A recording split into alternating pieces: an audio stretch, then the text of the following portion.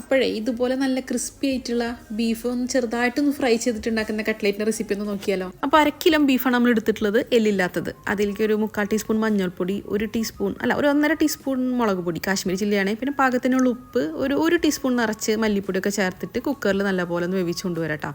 വേറൊരു പാനിലേക്ക് വേണ്ടിയിട്ട് ആ വെള്ളം ഒന്ന് വറ്റിച്ചെടുത്തതിന് ശേഷം 1 ടേബിൾ സ്പൂൺ സൺഫ്ലവർ ഓയിൽ ഒഴിച്ചിട്ട് നല്ലപോലെ ഒന്ന് മൊരിച്ചെടുക്കണം.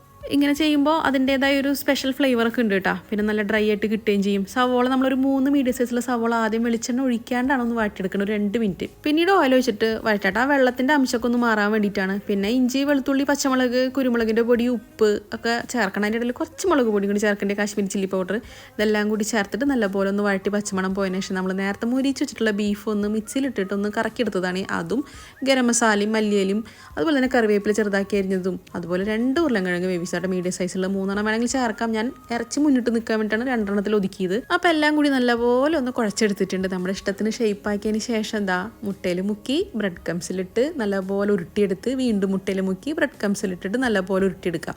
ഈ 2 പ്രാവശ്യം ചെയ്യുമ്പോഴേ നല്ല ക്രിസ്പി ആയിട്ടുള്ള കോട്ടിങ് കിട്ടി. ബാക്കിയുള്ളത് ഞാൻ ഫ്രീസറിൽ വെച്ചിട്ടുണ്ട്.